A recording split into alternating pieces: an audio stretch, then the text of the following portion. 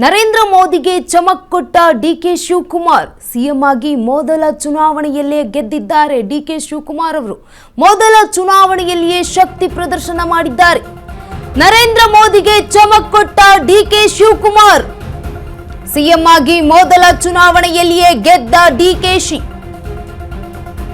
ಮೊದಲ ಚುನಾವಣೆಯಲ್ಲಿಯೇ ಶಕ್ತಿ ಪ್ರದರ್ಶನ ಮಾಡಿದ ಸಿಎಂ ಡಿಕೆ ಶಿವಕುಮಾರ್ ವಿಪಕ್ಷದ ಬಣದಲ್ಲೇ ಬಿರುಕು ಮೂಡಿಸುವಲ್ಲಿ ಯಶಸ್ವಿಯಾಗಿದ್ದಾರೆ. ನಾವಾಡಿದ್ದೇ ಆಟ ಅಂತಿದ್ರು ಮೋದಿ, ಅಮಿತ್ ಶಾ. ವಿಪಕ್ಷಗಳ ಒಗ್ಗಟ್ಟನ್ನ ಒಡಿತಾ ಇರುವಂತಹ ಮೋದಿ, ಅಮಿತ್ ಶಾ. ಆದ್ರೆ ಕರ್ನಾಟಕದಲ್ಲಿ ನಡೆಯಲಿಲ್ಲ ಮೋದಿ ಹಾಗೆ ಅಮಿತ್ ಶಾ ಅವರ ಆಟ. ನಿಮ್ಮ ಆಟ ಕರ್ನಾಟಕದಲ್ಲಿ ನಡೆಯಲ್ಲ ಅಂತ ತೋರಿಸಿಕೊಟ್ಟಿದ್ದಾರೆ ಡಿಕೆ ಶಿವಕುಮಾರ್. ಇದೀಗ ನರೇಂದ್ರ ಮೋದಿಗೆ ಚಮಕ್ ಕೊಟ್ಟಿರುವಂತಹ ಡಿಕೆ ಶಿವಕುಮಾರ್ ಅವರು ಸಿಎಂ ಆಗಿ ಮೊದಲ ಚುನಾವಣೆಯಲ್ಲಿಯೇ ಗೆದ್ದಿದ್ದಾರೆ. ಡಿಕೆ ಶಿವಕುಮಾರ್ ಅವರು ಮೊದಲ ಚುನಾವಣೆಯಲ್ಲಿಯೇ ಶಕ್ತಿ ಪ್ರದರ್ಶನ ಮಾಡಿದ್ದಾರೆ. ಸಿಎಂ ಡಿಕೆ ಶಿವಕುಮಾರ್ ವಿಪಕ್ಷದ ಬಣದಲ್ಲಿಯೇ ಬಿರುಕು ಮೂಡಿಸುವಲ್ಲಿ ಯಶಸ್ವಿ ಕೂಡ ಆಗಿದ್ದಾರೆ. ನಾವಾಡಿದ್ದೇ ಆಟ ಅಂತ ಇದ್ರು ಪ್ರಧಾನಿ ಮೋದಿ ಹಾಗೆ ಅಮಿತ್ ಶಾ. ವಿಪಕ್ಷಗಳ ಒಗ್ಗಟ್ಟನ್ನ ಹೊಡಿತಾ ಇರುವಂತಹ ಮೋದಿ, ಅಮಿತ್ ಶಾ. ಆದ್ರೆ ಕರ್ನಾಟಕದಲ್ಲಿ ಇವರ ಆಟ ನಡೆಯಲಿಲ್ಲ ಕರ್ನಾಟಕದಲ್ಲಿ ಇವರ ಒಂದು ಆಟ. ನಿಮ್ಮ ಆಟ ಕರ್ನಾಟಕದಲ್ಲಿ ನಡೆಯಲ್ಲ ಅಂತ ತೋರಿಸಿದ ಸಿಎಂ ಡಿಕೆ ಶಿವಕುಮಾರ್. ನರೇಂದ್ರ ಮೋದಿಗೆ ಚಮಕ್ ಕೊಟ್ಟಿರುವಂತಹ ಡಿಕೆ ಶಿವಕುಮಾರ್ ಅವರು ಇದೀಗ ಸಿಎಂ ಆಗಿ ಮೊದಲ ಚುನಾವಣೆಯಲ್ಲಿಯೇ ಗೆದ್ದಿದ್ದಾರೆ. ತಮ್ಮ ಅಭ್ಯರ್ಥಿಗಳನ್ನ ಗೆಲ್ಲಿಸುವ ಮೂಲಕ ಒಂದು ಶಕ್ತಿ ಪ್ರದರ್ಶನವನ್ನ ಮಾಡಿದ್ದಾರೆ ಮೊದಲ ಚುನಾವಣೆಯಲ್ಲಿಯೇ. ಇತ್ತ ವಿಪಕ್ಷದ ಬಣದಲ್ಲಿಯೇ ಬಿರುಕನ್ನ ಕೂಡ ಮೂಡಿಸುವಲ್ಲಿ ಯಶಸ್ವಿಯಾಗಿದ್ದಾರೆ. ನಾವಾಡಿದ್ದೇ ಆಟ ಅಂತ ಇದ್ರು ಮೋದಿ ಹಾಗೆ ಅಮಿತ್ ಶಾ. ಬೇರೆಲ್ಲ ಕಡೆಗೂ ವಿಪಕ್ಷಗಳನ್ನು ಒಡಿತಾ ಇದ್ದಾರೆ ಒಗ್ಗಟ್ಟನ್ನ. ಆದ್ರೆ ಕರ್ನಾಟಕದಲ್ಲಿ ಈ ಒಂದು ಅವರ ಆಟ ನಡೀತಾ ಇಲ್ಲ. ವಿಪಕ್ಷದಲ್ಲಿ ಈಗ ಬಿರುಕು ಮೂಡಿಸುವಲ್ಲಿ ಡಿಕೆ ಶಿವಕುಮಾರ್ ಅವರು ಯಶಸ್ವಿಯಾಗಿದ್ದಾರೆ. ಮೊದಲ ಚುನಾವಣೆಯಲ್ಲಿಯೇ ಶಕ್ತಿ ಪ್ರದರ್ಶನ ಮಾಡಿರುವಂಥದ್ದು ಸಿಎಂ ಡಿಕೆ ಶಿವಕುಮಾರ್ ಅವರು ವಿಪಕ್ಷದ ಬಣದಲ್ಲಿಯೇ ಬಿರುಕು ಮೂಡಿಸುವಲ್ಲಿ ಯಶಸ್ವಿಯಾಗಿದ್ದಾರೆ. ಪರಿಷತ್ ಚುನಾವಣೆಯಲ್ಲಿ ತಮ್ಮ ಅಭ್ಯರ್ಥಿಗಳನ್ನ ಗೆಲ್ಲಿಸಿಕೊಂಡು ಬಂದಿದ್ದಾರೆ. ಆ ಮೂಲಕ ಒಂದು ಚಮಕ್ ಕೊಟ್ಟಿರುವಂಥದ್ದು ನರೇಂದ್ರ ಮೋದಿ ಅವರಿಗೆ. ಈಗ ಈ ಮೂಲಕವಾಗಿ ಪರಿಷತ್ ಚುನಾವಣೆಯಲ್ಲಿ ಕಾಂಗ್ರೆಸ್ ಅಭ್ಯರ್ಥಿಗಳನ್ನ ಗೆಲ್ಲಿಸಿಕೊಂಡು ಬರುವ ಮೂಲಕ ಈಗ ಚಮಕ್ ಕೊಟ್ಟಿದ್ದಾರೆ. ಸಿಎಂ ಆಗಿ ಮೊದಲ ಚುನಾವಣೆ ಇದು, ಪರಿಷತ್ ಚುನಾವಣೆ. ಮೊದಲ ಚುನಾವಣೆಯಲ್ಲಿಯೇ ಶಕ್ತಿ ಪ್ರದರ್ಶನ ಮಾಡಿದ್ದಾರೆ. ವಿಪಕ್ಷದ ಬಣದಲ್ಲಿಯೇ ಒಂದು ಬಿರುಕನ್ನ ಮೂಡಿಸುವಲ್ಲಿ ಕೂಡ ಸಿಎಂ ಡಿಕೆ ಶಿವಕುಮಾರ್ ಅವರು ಯಶಸ್ವಿಯಾಗಿದ್ದಾರೆ. ಆಯ್ತಾ, ನಾವು ಆಡಿದ್ದೇ ಆಟ ಅಂತ ಇದ್ರು ಪ್ರಧಾನಿ ಮೋದಿ ಹಾಗೆ ಅಮಿತ್ ಶಾ. ಅವರ ಆಟ ಈಗ ಕರ್ನಾಟಕದಲ್ಲಿ ನಡೆಯಲ್ಲ ಅಂತ ತೋರಿಸ್ಕೊಟ್ಟಿದ್ದಾರೆ ಸಿಎಂ ಡಿಕೆ ಶಿವಕುಮಾರ್ ಅವರು. ಸಿಎಂ ಆಗಿ ಮೊದಲ ಚುನಾವಣೆಯಲ್ಲಿಯೇ ಈಗ ಗೆದ್ದಿರುವಂಥದ್ದು. ಅಂದ್ರೆ ಪರಿಷತ್ ಚುನಾವಣೆ ಆಗಿತ್ತು. ಸಿಎಂ ಆಗಿ ಮೊದಲ ಸಿಎಂ ಡಿಕೆ ಶಿವಕುಮಾರ್ ಅವರು ಸಿಎಂ ಆಗಿ ಬಂದಂತಹ ವೇಳೆ ಈಗ ಬಂದಿದ್ದು ಪರಿಷತ್ ಚುನಾವಣೆ. ಈ ಒಂದು ಚುನಾವಣೆಯಲ್ಲಿ ತಮ್ಮ ಅಭ್ಯರ್ಥಿಗಳನ್ನ ಗೆಲ್ಲಿಸಿಕೊಂಡು ಬರುವ ಮೂಲಕ ಅಮಿತ್ ಶಾ ಹಾಗೆ ನರೇಂದ್ರ ಮೋದಿ ಅವರಿಗೆ ಚಮಕ್ ಕೊಟ್ಟಿದ್ದಾರೆ. ತಾವೇನು ಅನ್ನುವಂತಹ ಶಕ್ತಿ ಪ್ರದರ್ಶನವನ್ನ ಕೂಡ ಮಾಡಿದ್ದಾರೆ. ಕರ್ನಾಟಕಕ್ಕೆ ಡಿಕೆ ಶಿವಕುಮಾರ್ ಅವರೇ ಕಿಂಗ್. ಡಿಕೆಶಿ ಮುಂದೆ ವಿಜಯೇಂದ್ರ ಕುಮಾರಸ್ವಾಮಿ ಆಟ ಕೂಡ ನಡೆಯಲಿಲ್ಲ. ವಿಪಕ್ಷದ ಬಣಕ್ಕೆ ಆಘಾತ ಉಂಟು ಮಾಡಿದ ಡಿಕೆಶಿ ತಂತ್ರಗಾರಿಕೆ. ಪಕ್ಷೇತರವಾಗಿ ಮತ ಸೆಳೆಯುವಲ್ಲಿ ಡಿಕೆ ಶಿವಕುಮಾರ್ ಅವರು ಯಶಸ್ವಿಯಾಗಿದ್ದಾರೆ. ಕಾಂಗ್ರೆಸ್ ಪಕ್ಷದ 5 ಅಭ್ಯರ್ಥಿಗಳನ್ನ ಗೆಲ್ಲಿಸಿಕೊಂಡಿದ್ದಾರೆ ಡಿಕೆ ಶಿವಕುಮಾರ್ ಅವರು. ವಿಪಕ್ಷಗಳಿಗೆ ಶಾಕ್ ನೀಡುವಲ್ಲಿ ಇದೀಗ ಡಿಕೆ ಶಿವಕುಮಾರ್ ಅವರು ಯಶಸ್ವಿಯಾಗಿದ್ದಾರೆ. ಶಿಸ್ತಿನ ಪಕ್ಷ ಎನ್ನುವಂತಹ ಬಿಜೆಪಿ ಚುನಾವಣೆಯಲ್ಲಿ ಈಗ ಆಘಾತ ಬಂದಿರುವಂತದ್ದು. ಬಿಜೆಪಿಯಲ್ಲಿಯೇ ಅಡ್ಡ ಮತದಾನ ಆಗಿದೆ, ಮುಜುಗರ ಉಂಟು ಮಾಡಿರುವಂತದ್ದು.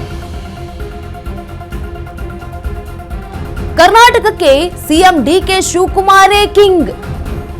ಡಿಕೆಶಿ ಮುಂದೆ ವಿಜಯೇಂದ್ರ ಕುಮಾರಸ್ವಾಮಿ ಆಟ ಕೂಡ ನಡೆಯಲಿಲ್ಲ. ವಿಪಕ್ಷದ ಬಣಕ್ಕೆ ಆಘಾತ ಉಂಟು ಮಾಡಿದ ಡಿಕೆ ಶಿವಕುಮಾರ್ ಅವರ ತಂತ್ರಗಾರಿಕೆ. ಪಕ್ಷೇತರವಾಗಿ ಮತ ಸೆಳೆಯುವಲ್ಲಿ ಸಿಎಂ ಡಿಕೆ ಶಿವಕುಮಾರ್ ಅವರು ಯಶಸ್ವಿಯಾಗಿದ್ದಾರೆ. ಕಾಂಗ್ರೆಸ್ ಪಕ್ಷದ 5 ಅಭ್ಯರ್ಥಿಗಳನ್ನ ಗೆಲ್ಲಿಸಿಕೊಂಡಿದ್ದಾರೆ ಡಿಕೆ ಶಿವಕುಮಾರ್ ಅವರು.